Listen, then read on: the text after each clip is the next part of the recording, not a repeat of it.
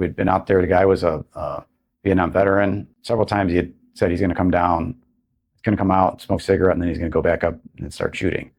And I was on the one corner of the building nearest the garage door, and we hear the garage door open. He's out there, and you can smell the smoke, from the cigarette. And me and Let's start talking. I'm like, man, we can't let him go back inside. He turns around and go in, and we're just like, let's go.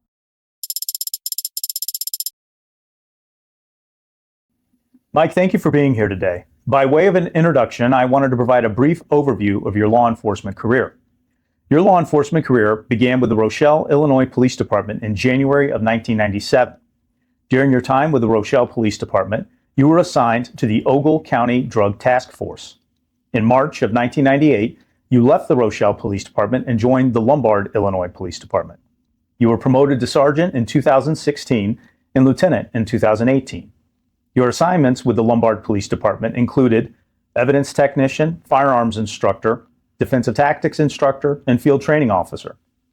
In 2003, you were assigned to the FIAT SWAT Team, a multi-jurisdictional team serving 16 municipalities in 2 counties. That team later merged with the DuPage County SWAT Team to become the MERIT Metro SWAT Team. That team's jurisdictional responsibilities included all of DuPage County, more than 1 million residents. You served as the commander of that team from 2020 to 2022. You retired from the Lombard Police Department in March of 2023. Mike, thank you for agreeing to share your story. Thanks for having me. So, what attracted you to the profession of law enforcement? Initially, honestly, I thought I was going to follow the footsteps of my family's. My dad was a truck mechanic, truck driver, so I kind of grew up doing that. So I kind of thought that that's what I was going to do. However, like anytime there's a career day in school or they had police there, I was always fascinated with the police stuff.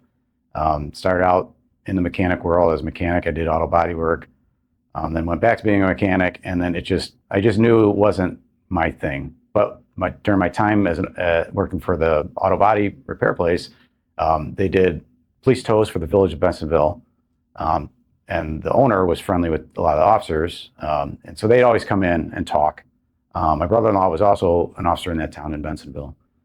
So just hearing all the stories, I started going out ride-alongs with my brother-in-law, and then I knew that that's ultimately what I wanted to do. So you go from the Bensenville area, which is a suburb of Chicago, to Rochelle, which is quite a ways away. Correct.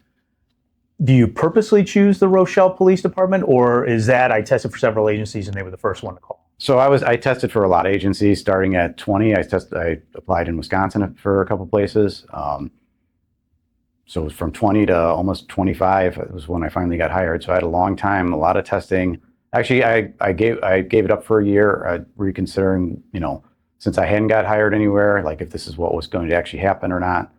Got back into the testing and was eventually offered a job by Rochelle and Freeport at the same time. Literally like more or less the same day they both called.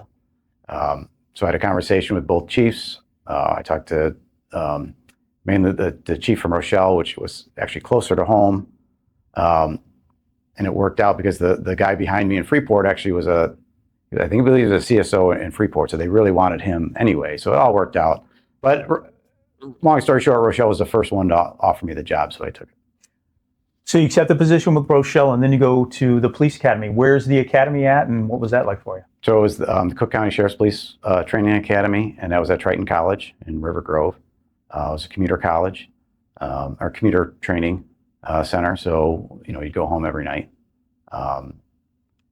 It was initially I would say, pretty militaristic or paramilitary, not as bad as some of the stories I hear from like State Police Academy or PTI, but early on they're much harsher and kind of leaned off a little bit as time went on.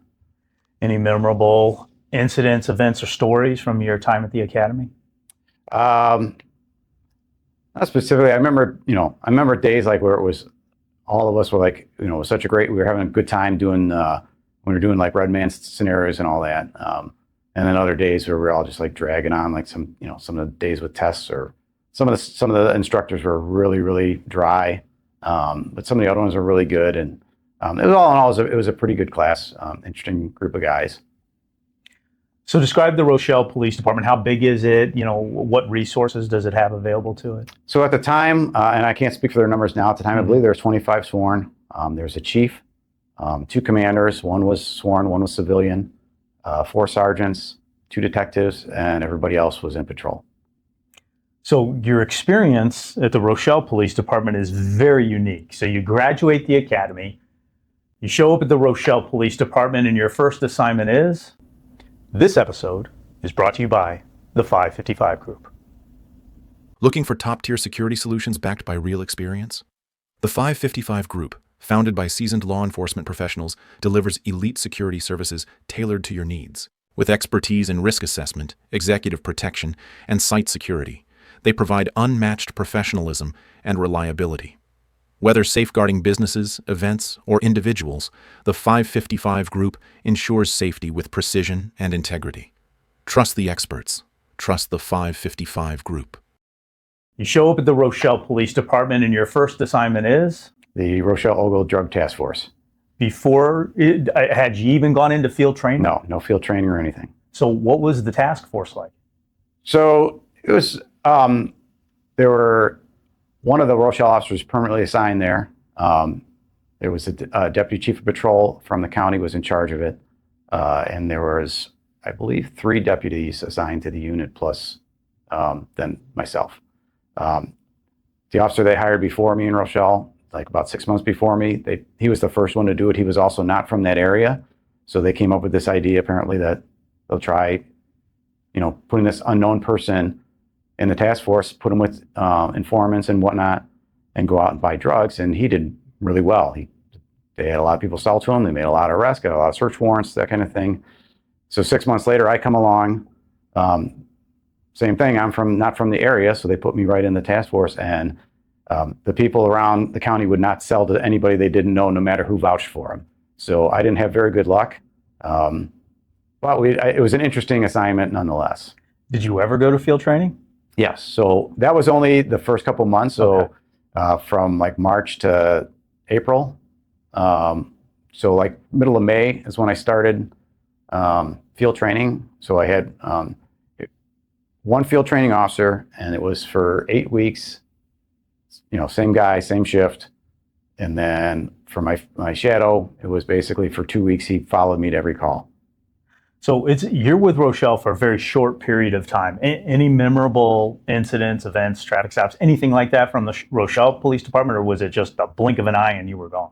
No, it was interesting. For a small town, people in the academy made fun of me because I'm going to they thought it was like Hickville. But they did have a large Latin King population there. They had gangster disciples there.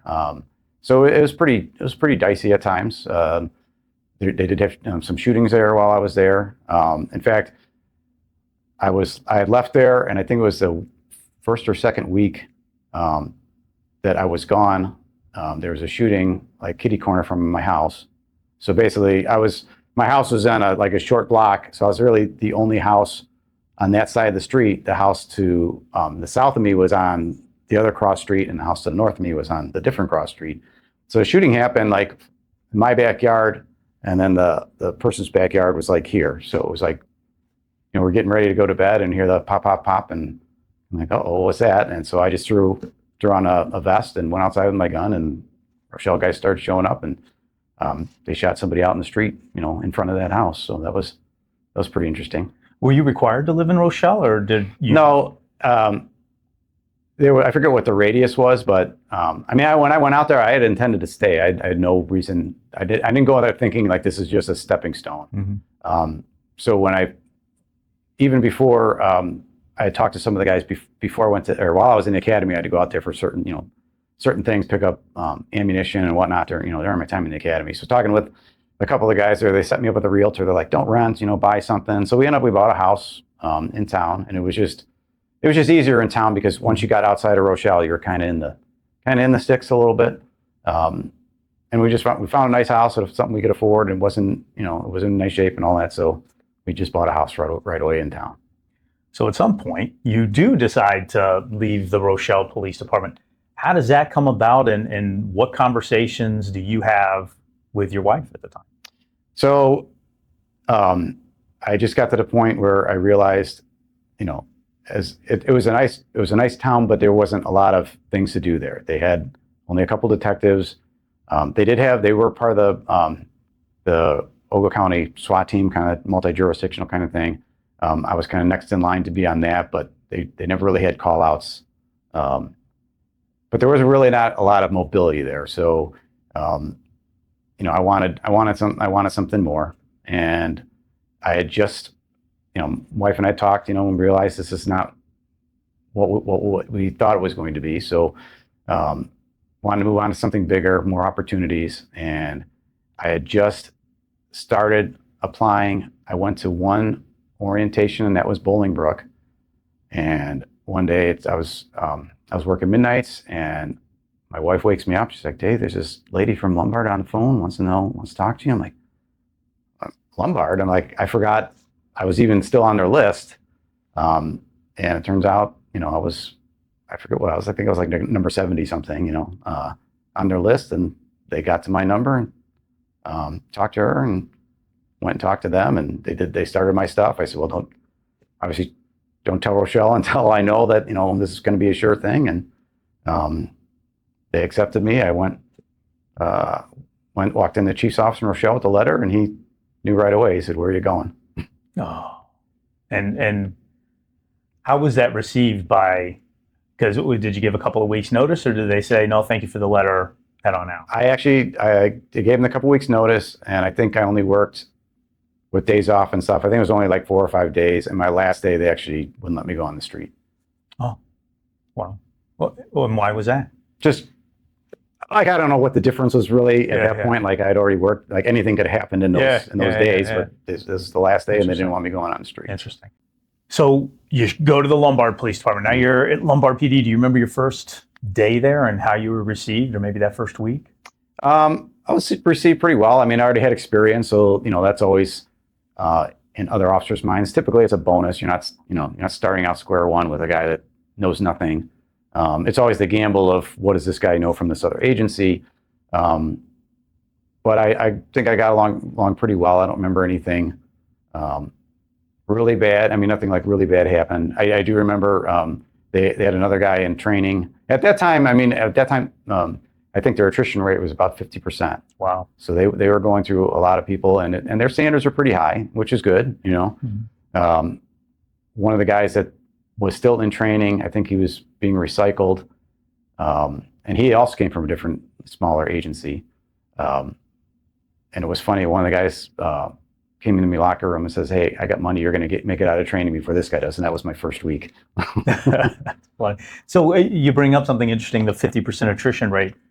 In Illinois and probably across the country, agencies are stealing from agencies to fill vacancies. And, you talked about being 70 on a list. And, I know when I got my application, it was like stamped 835. Mm-hmm. And now you're seeing lists, if you're lucky, it's 12 people, and it's the same 12 people for all of DuPage County. Have you seen a change in the attrition rate? Are agencies more willing to accept somebody that maybe 15 years ago they wouldn't have? Yes. We've recycled people many, many times when I was still there. Something that we wouldn't have done 20 years ago. They wouldn't have got that many opportunities. And yes, you're not seeing the amount of people you're not seeing. And what they did interesting right before I left was they got approval to hire 8 officers, and they had 4 spots reserved in the academy right away, 4 spots reserved in the next academy. But the problem that they were having was they'd hire an officer, put them, give a couple, start taking the next group of officers through the process, and then they're losing people because they're getting picked up by other agencies. So even though we have a list of 2025, by the time you get to, the next 8 or 10, they're already gone. They've already been picked up by another agency. So they did something unique and just hired 8 right off the bat, and those guys and girls, did stuff around the station and other stuff, employed until they went to the academy. Wow. But as a way to grab onto them before they got scooped up by somebody else. Yeah. So give me that 30,000 foot perspective of your career. I talked about some of the positions you held, in the introduction, but I didn't really drill down. What's that 30,000 foot perspective of, your rise to sergeant and then lieutenant? So, just the Rochelle, and I did that short stint in the drug task force, and then the remainder of my time was just in patrol there. Going to Lombard, the first almost 5 years, I was in patrol. Most of that was on midnights. Aside from my FTO time, that was the only time I was on afternoons. The opportunity came up that they got a grant, a TLIP grant, a Traffic Law Enforcement Program grant to expand the traffic unit. So I put into that. I always liked doing traffic stops. It was always something I always did a lot of. And I always just liked it, A, on midnights to alleviate boredom, and B, I always like to see what you step into when you stop somebody, right? Mm-hmm. So several of us put in for it, and I remember me and my partner ended up being my partner in traffic, Joe, who we actually went to high school together.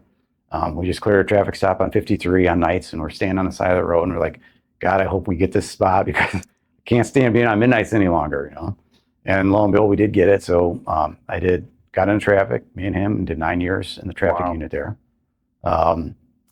During that time, or shortly after that, the opportunity for the chief wanted to get involved with FIAT, predominantly the SWAT team. So I think 12 of us tried out initially, and then I was one of the 4 that got picked. And I stayed in SWAT the rest of my career, basically. Also during that time, we were learning a lot of tactics and stuff, which I wanted to bring back to the department. So I got them to send me to the range school. So I started bringing some of the range tactics back to the police department. I went to ballistic shield instructor school. Eventually convinced them to get ballistic shields for us and started getting that training back to our agency. A lot of the TCCC stuff that we learned, started bringing that back. So a lot of good things that came out of SWAT, we brought back and started teaching in Lombard. When my stint in traffic was over, I went back on patrol, day shift. Did that for, I think it was a couple more years, and then put in for detectives. I think it was the second time I put in for it afterwards. I got the detective's position. Ended up being a detective for about 2.5 years, and then got promoted to sergeant. From then, I went to midnight shift. Pretty interesting part about the sergeant thing, though, is one of our guys, and I think Chief Roy alluded to it in his interview, that one of our guys was in the FBI task force for the Tylenol drug murders. Mm-hmm. Well, they liked him and wanted to keep him, so he was on the list before me. So they promoted him to sergeant and left him there, which they still need a sergeant spot filled, so I got promoted as well. So that was like, I call it like Hail Mary pass with that one.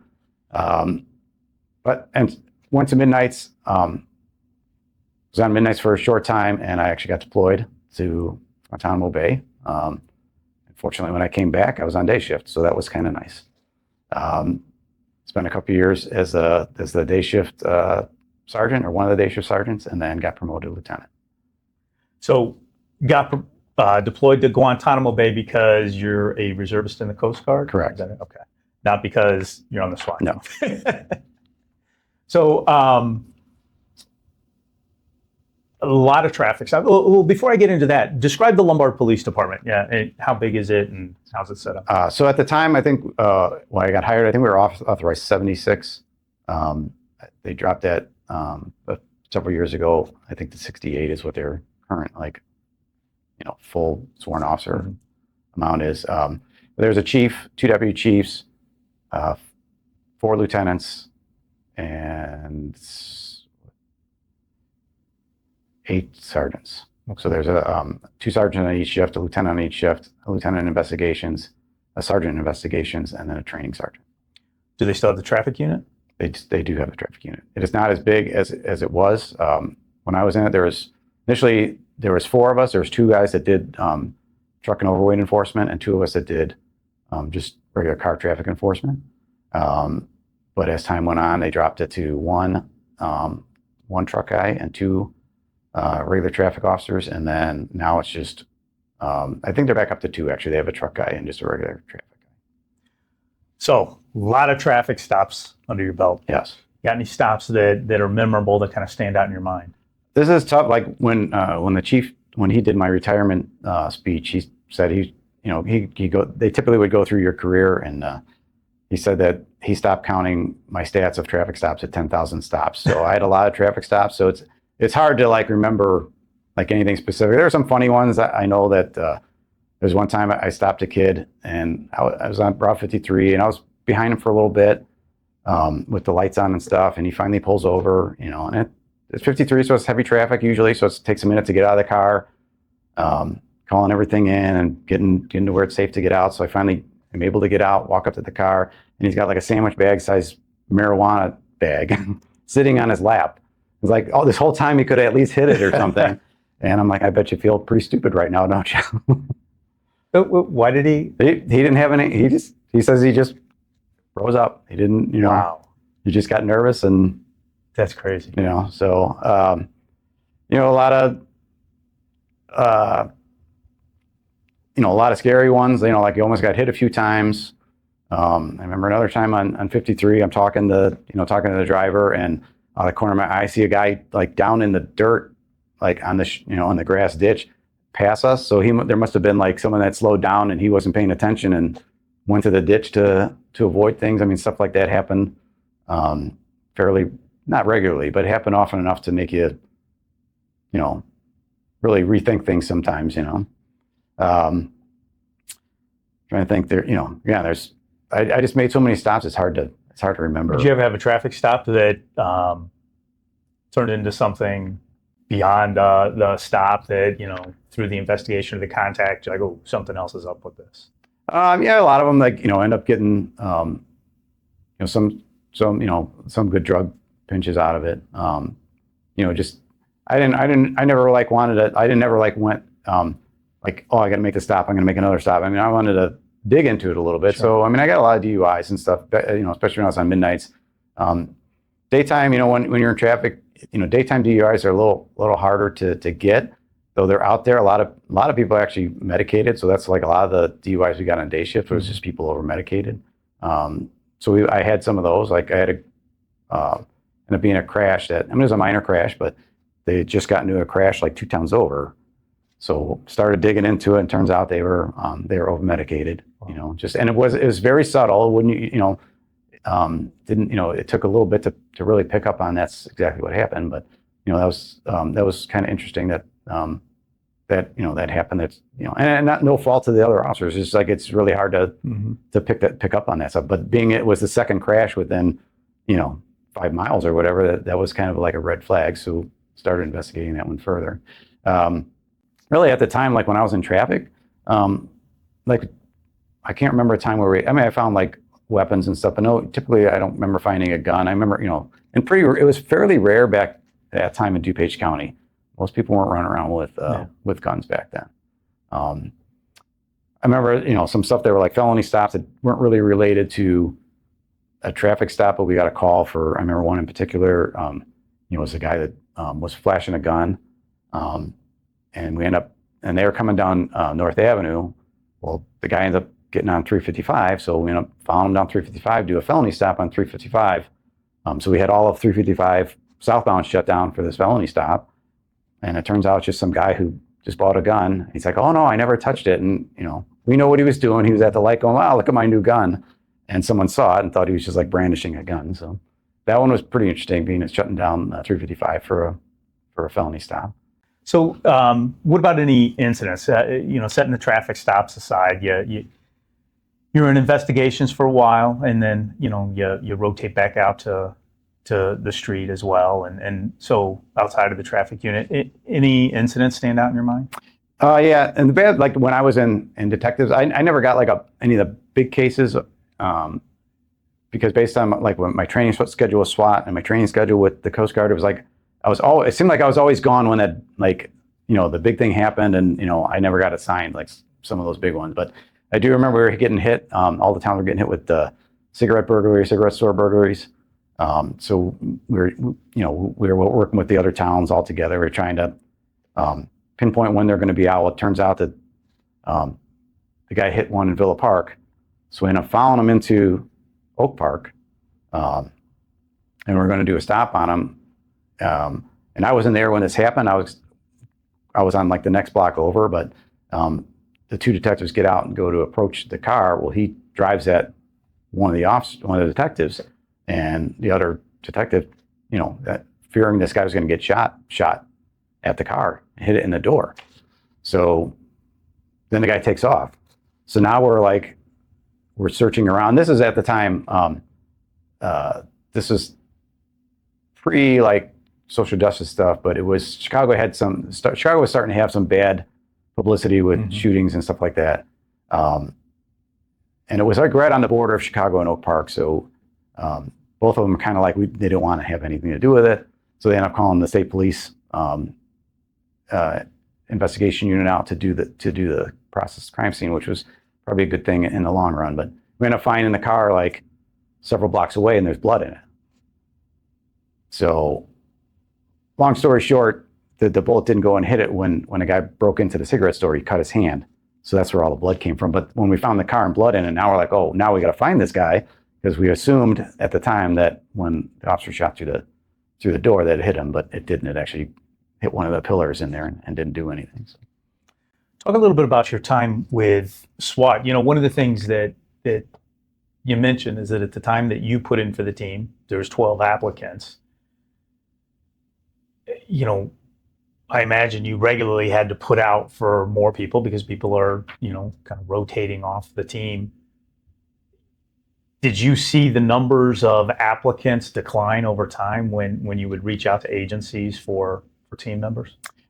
Yeah, it seemed like it was kind of weird. So when in the early days when it was FIAT, you only had half the county basically that was putting guys on, and you'd have some agencies that had a lot of guys on.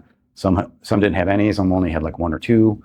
Lombard had 4, and the chief, it was his desire to always keep 4 guys on the team, which ended up not happening later on, but that was his desire. So we always had 4. So even as the original 4 of our guys started to take themselves off the team and getting new guys, though we had less. Lombard, I noticed there was less guys that actually wanted to do that. And I think originally it was the 12. It was very exciting. It was a new thing. But then seeing this is legit. There's training. There's there's call outs at very unopportune times.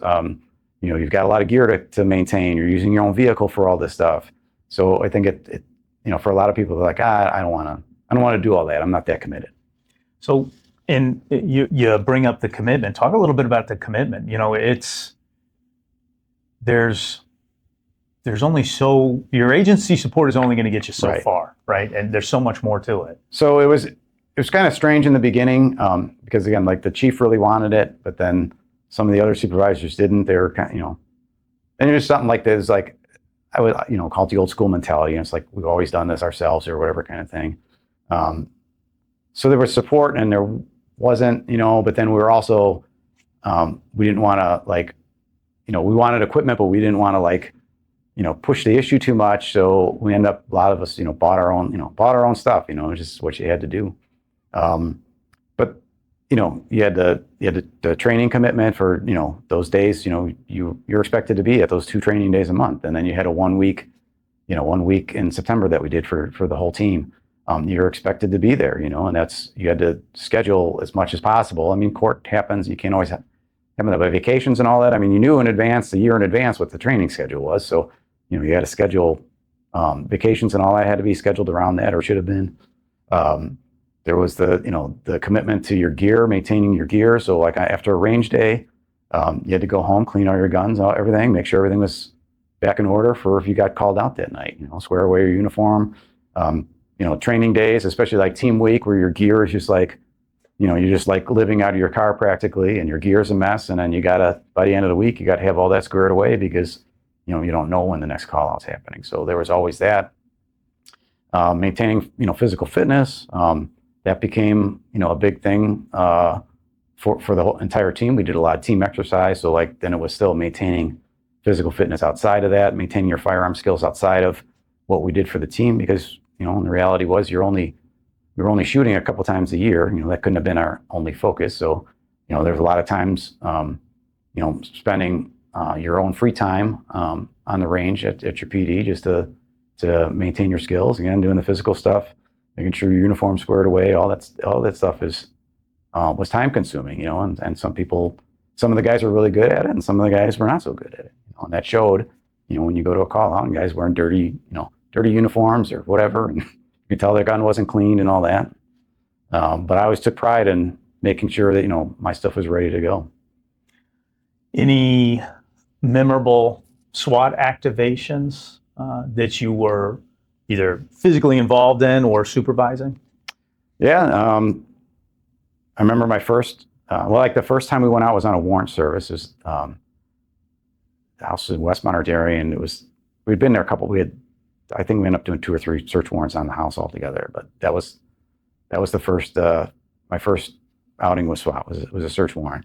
Our first call out was actually in Oak Brook at some doctor's residence that they couldn't get a hold of the guy.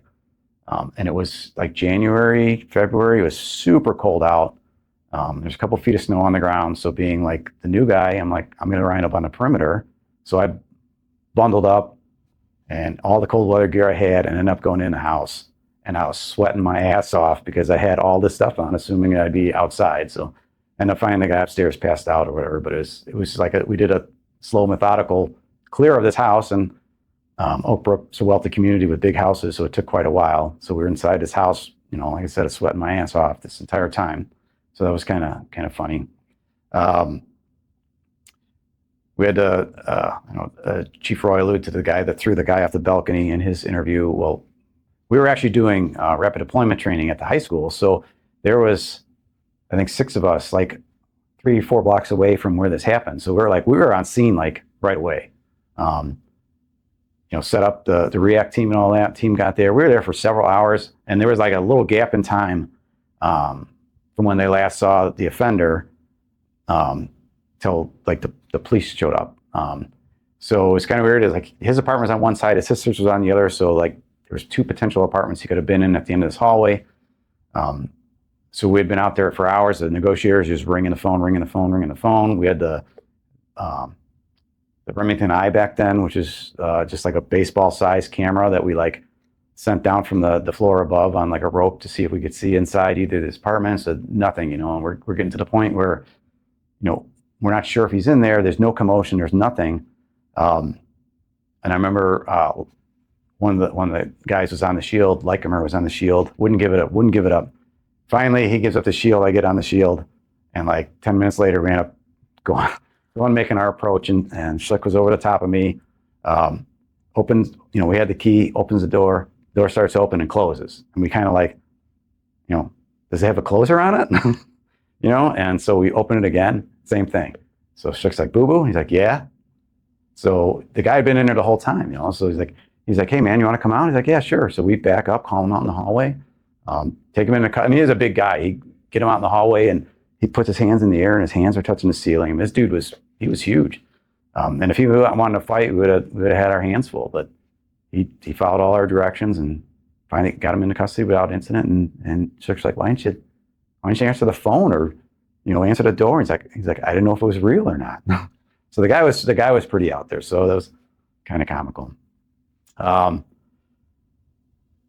to think, there's, you know, a lot of calls. One of the big ones was the shooting at the Oak Brook Mall. That was when I was the commander of that. So so it's 2 days before Christmas. You know, I'm sleeping. The phone starts going crazy.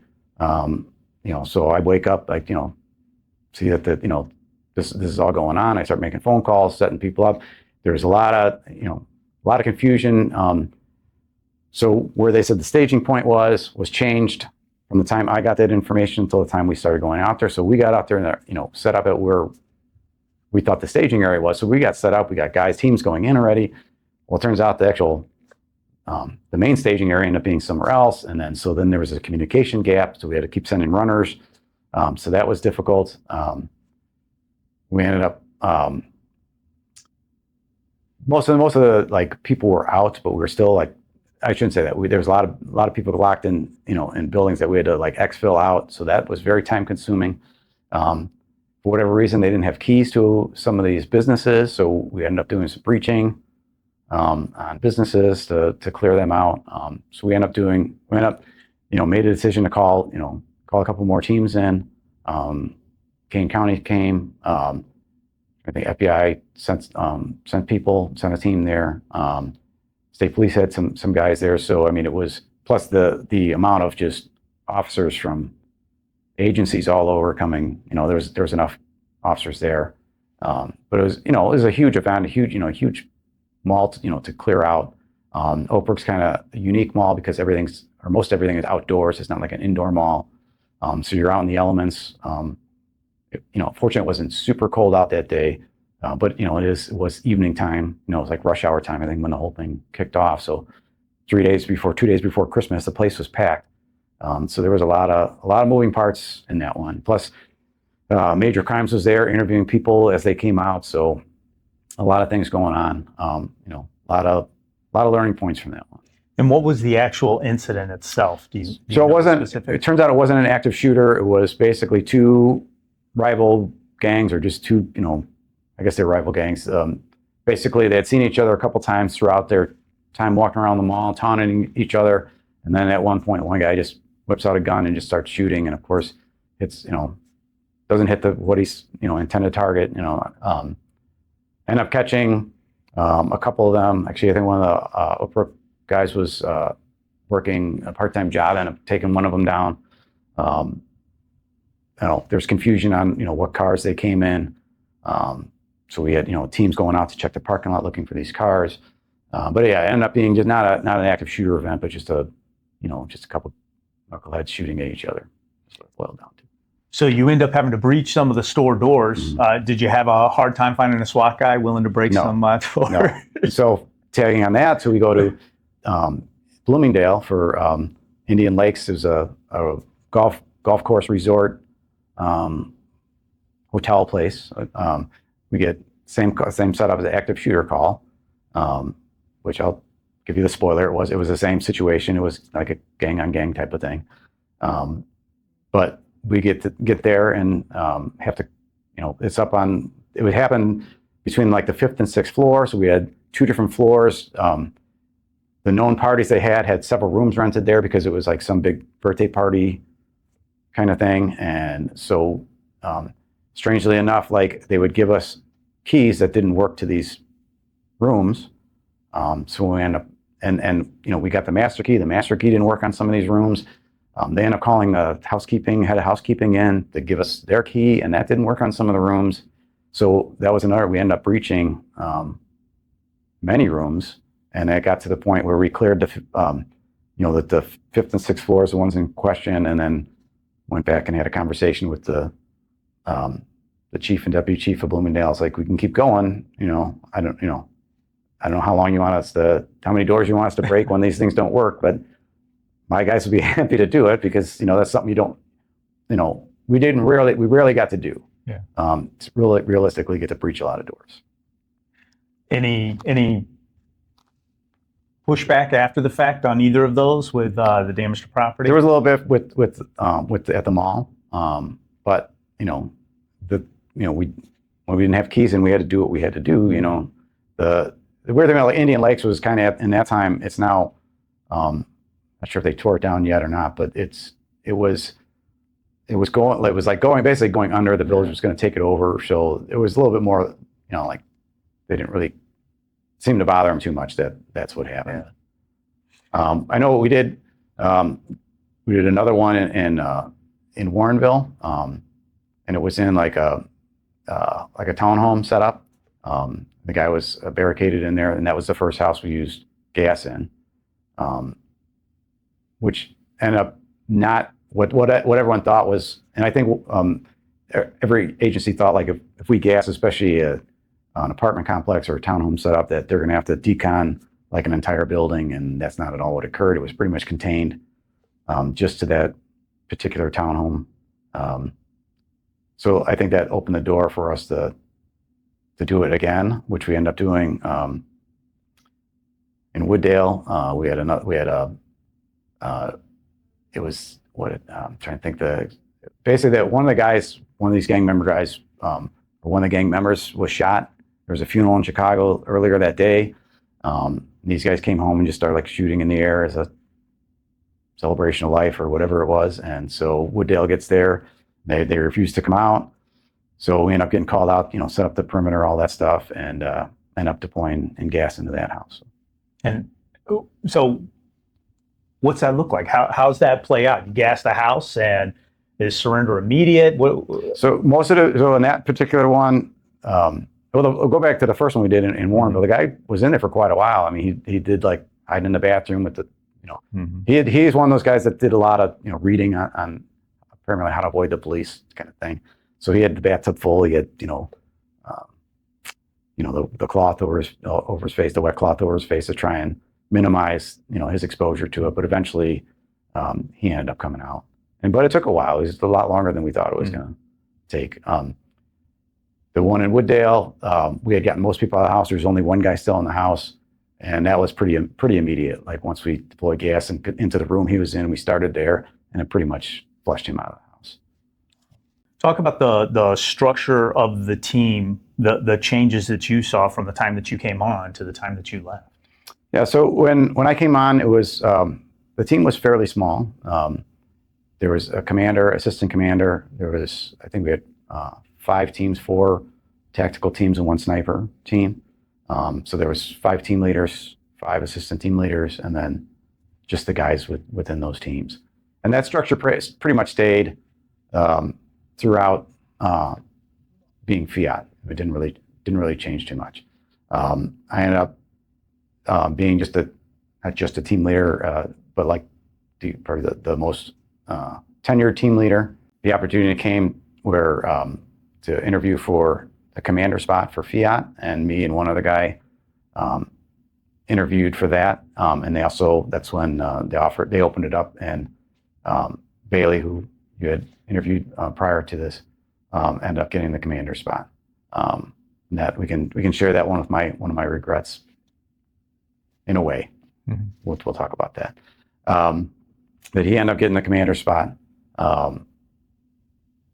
So it was only like a short-lived time, because I forget the time frame, but it's pretty short from that time to the time the 2 teams merged.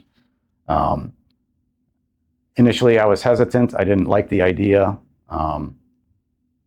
And quite frankly, I was thinking maybe it's my time to move on and be done with the team. And then I had talked with somebody who knew what buttons to push on me about, keeping focus on what direction the team should go in. And so I stuck with it and did my best to make the situation work, make sure that Bailey had everything he needed to make the team work. And eventually, like I said, the 2 teams, and that was already set in motion. We already kind of knew there was grumblings about that was going to happen at that time even. But when it did finally occur, basically they opened up the command spots to the commander of FIAT and the commander of DuPage, and those are the only 2 that they were entertaining, and Bailey ended up getting the commander spot.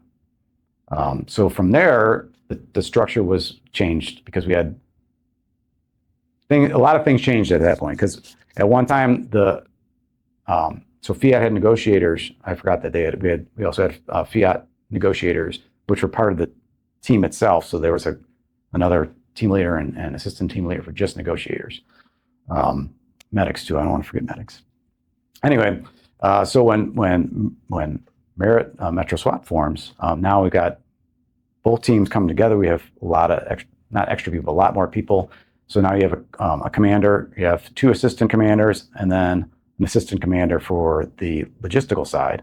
So there's three assistant commanders. Then you have 2 assault force commanders, and then still 5 team leaders. You have a sniper team leader, and then 4 assault element team leaders, and then assistant team leaders for all those. You have a dispatcher team leader, assistant team leader, and then a medic team leader and assistant team leader. The negotiations became their own entity at that point, which I think ended up being a good thing.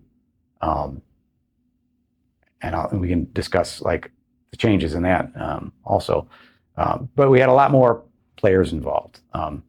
So I was fortunate enough to be chosen as one of the as one of the assistant commanders, and then helped choosing the team leaders and assistant team leaders. So it was kind of interesting because choosing the team leaders was pretty easy, but both teams had like a gap. They had several guys with a lot of experience and a lot of guys with very little experience. So picking the team leaders was relatively easy. Starting to pick the assistant team leaders, that got pretty difficult because you're picking guys that showed some promise but didn't have a lot of experience. Ended up working out very well. All the guys that we picked, top-notch guys. So it was interesting to see all that come to play. Seeing the two teams come together went a lot smoother than I think anybody anticipated it being. And I think part of that was because there's FIAT guys and DuPage guys all on WMD, the Weapons of Mass Destruction team for this area. So there's guys on both teams, and a lot of the tactics from WMD came from SWAT and then came back out. So there was a lot of similar tactics being used by both teams. So it went a lot smoother than we ever anticipated, I think. So regrets, you touched on regrets. So when I did my initial interview for the commander spot, we were supposed to bring basically our resume, and I'd forgotten it at work, and I didn't think it was a big deal. I kind of went into it a little cocky, and that was really the sticking point of why I didn't get it. Or I'm assuming that was a big part of why I didn't get it, because I didn't come prepared, and that was something that was in my feedback, that was something that was brought up. So I think in the long run, I think it was a good thing in a way, because I think Bailey had a tough job with putting the teams together as they were, and I think he was a little bit more objective than I probably could have been, because he knew players on both sides, which I knew some of the guys just from going to trainings and stuff, but I didn't really know them. So I would have probably favored some of the people that I worked with longer than he did. So I think he did a really fair job of picking the assistant commanders, not just because I got it, but I think he did a really fair job of picking the assistant commanders and the assault force commanders, because he did all that. And then we all brainstormed to pick the rest of the team leaders from there. So changing gears a little bit, and this may include SWAT, but was there ever a time in your career where you got that feeling of something just isn't right with this? Yeah, so this is, I'd say early in my SWAT career, but it was in Wooddale. I think it was our first call out in Wooddale. And we'd been out there. The guy was a Vietnam veteran. And I forget what initially kicked Wooddale went there for something, and he basically threatened him with a gun. Is basically what it boiled down to. And we ended up getting armor, and we didn't have armor at the time, and I don't remember where we got the armor from, but we had Barricade parked in the driveway. But he had several times he had said he's going to come down, he's going to come out, smoke a cigarette, and then he's going to go back up and start shooting. And I was on the one corner of the building nearest the garage door, and as me and Lutz were there, just as like containment, and we hear the garage door open. He's out there, and you can smell the smoke, from his cigarette. And me and Lutz start talking, like, man, we can't let him go back inside, because at some point we figured he's gonna either if he's not giving up, he's gonna make do good on shooting at everybody, shooting out the window. So he turns around and go in, and we're just like, let's go. And we follow him in, and there's a car in the garage. I got the shield. We got very little room. Come around the shield with the taser and hit him with the taser, and he drops. And it takes Mark a minute to navigate around the garage to get to him, because the car was in there and stuff, and finally get him in custody. And it's kind of that scenario. But I just had that bad feeling that if he went back in, it was not going to turn out well. Is there an incident in your career, you closely related to regrets, but not exactly the same thing, where you wish you could get a do-over? You're like, man, I know I could have handled that better. I wish I had another opportunity to redo that. Yeah, so actually it was my first screening of anything. It happened to be a search warrant, but as the new commander, And the guy calls me, not from their agency, didn't have anybody on the team, but they were in DuPage County. So this particular address was in DuPage County. So they called us, and I didn't like it. I didn't like how they got the warrant, and basically got into a little bit of a pissing match with the detective over it. And I ran it up. I mean, I basically said, not going to do it. I called, because I had to run up the chain. I had a deputy coordinator that had the search warrants. We had to screen like emergency call-outs. I had the authority to say yay or nay, but search warrants, we had to get a little bit more approval for that. So I ended up running up, and I told him what I had, told him what I felt. I said, I don't feel comfortable taking this. I don't feel that it would be a good use of the team to go out on a house, which they don't really have any proof that the guy was in it. So another team ended up serving the warrant, and the guy wasn't there. So, but I was a little crashed with the detective. He called the guy above me and had conversation, and I got a phone call, and then, had to eat a little crow, I guess. But I felt bad, like I should have been much more professional, especially this is my first time out. I should have handled that a lot better. So when you look back at your career and working midnights, SWAT activations, what do you think the impact of the job was on your family? I know, like, my kids, especially my oldest, he's like me. I mean, he's way more talkative than I am. But he's very leery now that he's older. He's got kids. He's very leery of people. Like, I was always, I always, didn't, not that I didn't trust people, but always, so I always very cautious of everybody. And that was just something, because of the job makes you cynical of people, and you forget the vast majority of people are awesome people, but there's always those, there's always somebody. And I just always had a guarded approach to everything. And he kind of has that. My middle kid, kind of a little bit, and my youngest probably not so much, but probably a little bit, but not as much. But they're probably a little bit more guarded than maybe some kids there that didn't grow up in that environment. I know probably, they probably wouldn't say it. Like my son, actually, my oldest, he loved it.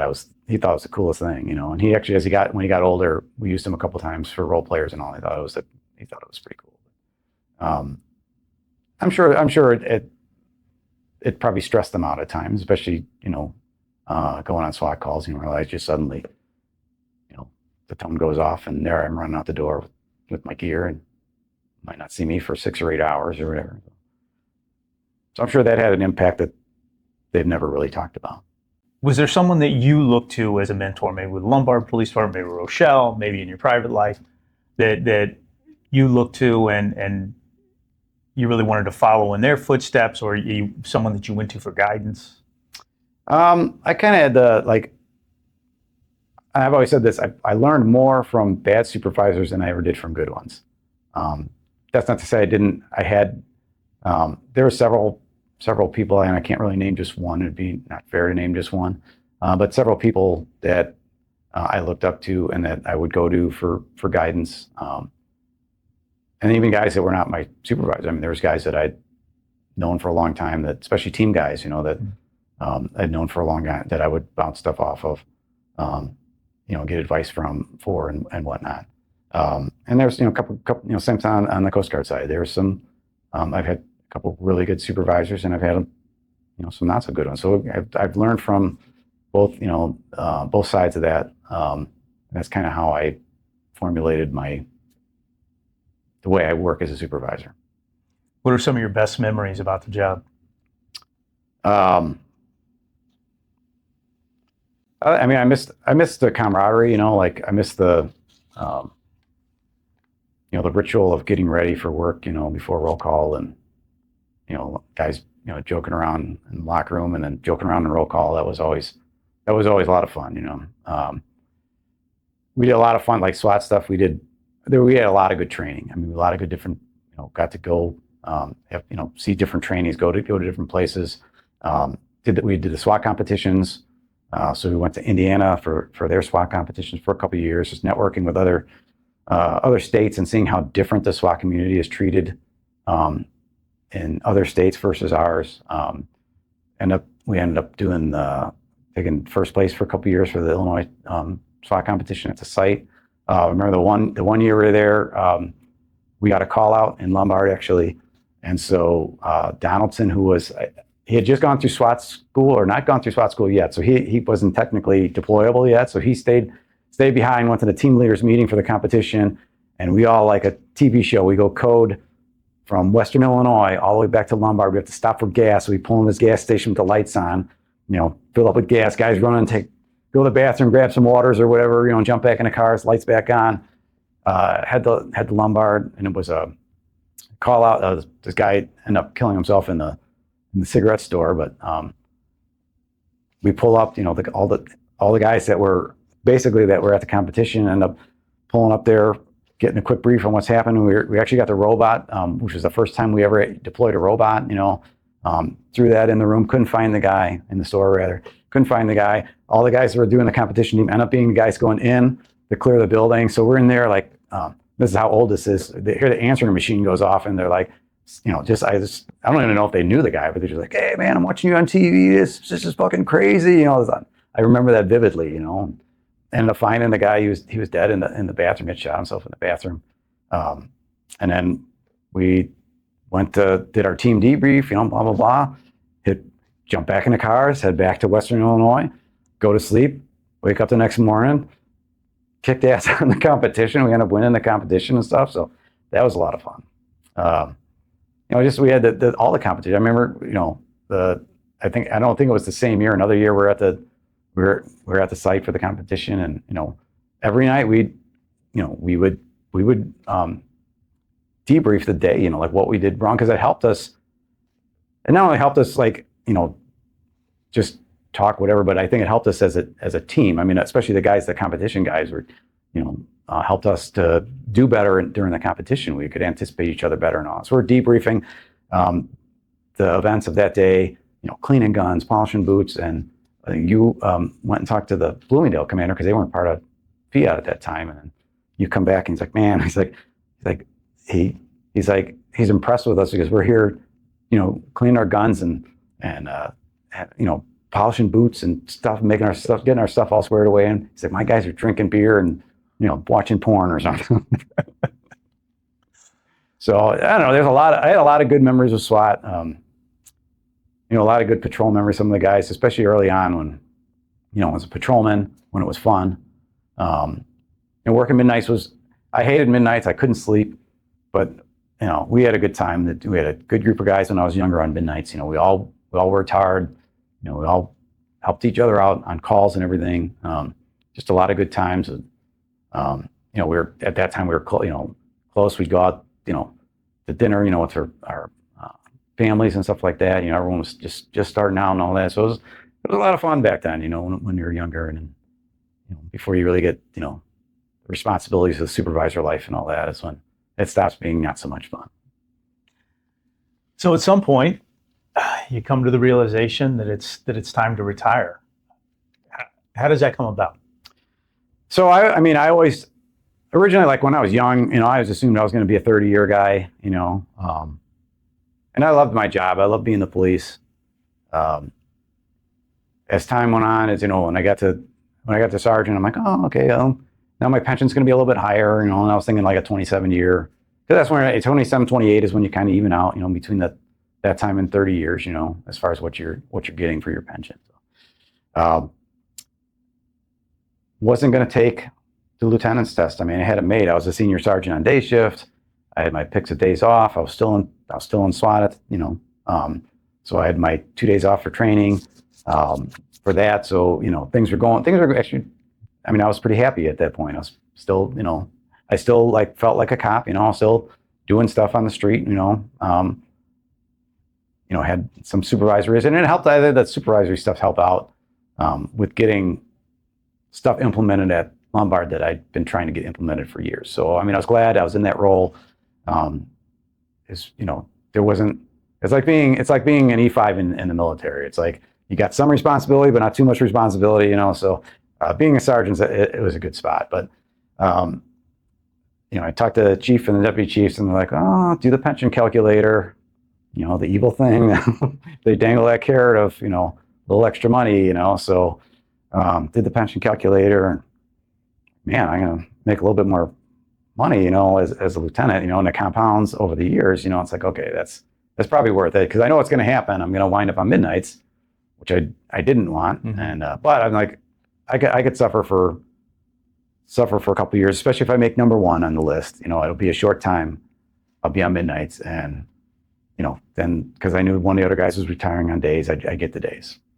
Well, I end up number two. So the number one guy, he gets the short stint on midnights, and then I get on midnights, and there was.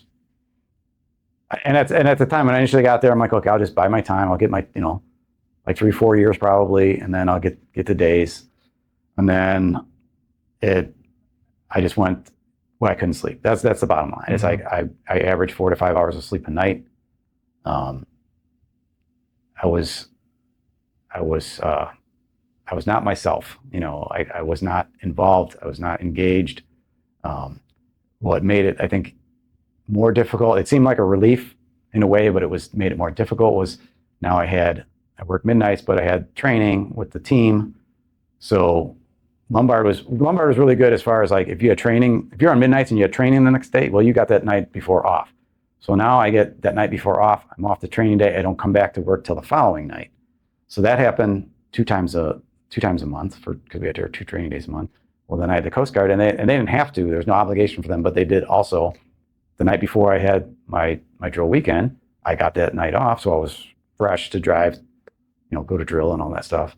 So now 3 times a month, I'm reverting back to day shift. Plus, on my weekends, I would revert back to day shift. So I never established any type of sleep pattern. So, and I don't think I put anyone in danger or anything like that. It was just like I just couldn't keep going on, like for my own mental and physical health. I just couldn't keep going on like that. And we went, talked to, you know, financial advisor, looked at, you know, what I would make even if I got, you know, working, and what eventually my pension's going to bring in, you know, in a few years, because once I turn 55, it'll start, you know, increasing. That's when you get your raises and all that. And I just thought that was just the right time to do it. So what are you doing now? Anything, or are you just embracing the retired life? No, I wish I could. But one of our Lombard retirees, he took an early retirement, but he had a car repair business on the side. So I joked with me, you know, several times about, hey, why don't you come work for me? And so I finally said, hey, can I come work for you? And then, you know, so he took me in, and so I'm working as a car mechanic. And I'm not like, you know, I was a prior mechanic, and I was a truck mechanic, so it's a lot different. It's like work on high-end exotic cars, a lot of stuff, and regular cars too. But so I'm doing like a lot of the grunt work, which is fine. Like, you know, that's what I told him when I got there. I will, whatever. You want me to sweep the floor? I'll sweep the floor. You want me to rearrange this? Whatever. Clean a shop? I don't care. And one of the other guys asked me, he's like, don't you mind doing it? I'm like, listen, man, I'm not getting yelled at. I'm not getting threatened. I'm not, you know, I'm not having all these different projects given to me by the agency to do. You know, this is stress-free, you know, so it's okay. You miss the job? I do miss the job. I will say, not at the end. I don't, you know, but I do miss. I miss the team. Even as being the commander was stressful, I still miss every aspect of the team, being involved in that. You know, I was all in on the team. But I do miss, especially the younger days when it was different. The times are different. You're a little bit more free to be the police and do things without. What's the word I'm looking for? Oversight? Yeah, oversight. Yeah.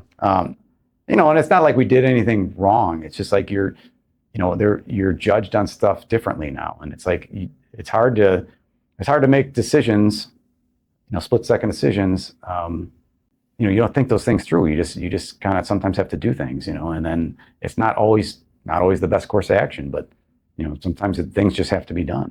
And now you're getting judged on that differently than, you know, we used to get a lot of leeway in making those decisions, and I don't think we get that anymore.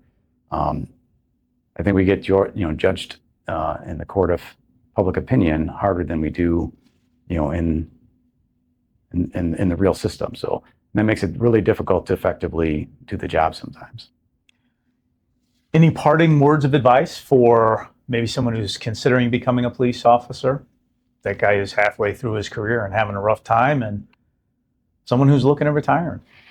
So someone who wants to do this, I mean, just keep at it. If you're having difficulty and this is really what you want to do, just keep at it. It's going to be tough, especially once you get hired. You're going to be new. It's a lot of stuff. Especially if you don't know anything about the law enforcement career and community, it's tough. It's a lot different than most civilian jobs that you'd ever have. But just work hard, learn from all the guys that got experience, guys and girls that got experience ahead of you. You can learn a lot from them.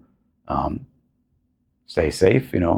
Keep tactics in mind. A lot of all the stuff you learn, tactics wise and all that. Just use that all the time. Don't get lazy. Don't get lax.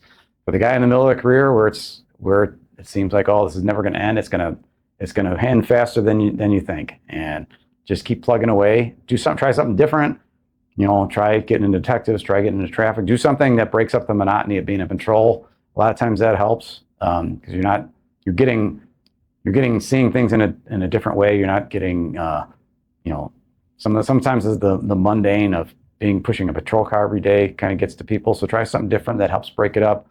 You may find that you really like doing whatever that is. You may find that you don't like it and patrol wasn't as bad as you thought it was. So if you want, potentially look at becoming a supervisor. I mean, there's perks and there's, to it. Obviously money is good, but you start to have a say in some things at the agency. So that's always something good. And then for the guy at the end of the career, I would say just have a plan. Make sure that you're financially set. Make sure, if you don't have a job or you don't need a job, get a hobby, do something where you're not just sitting around doing nothing, because I think that's super detrimental.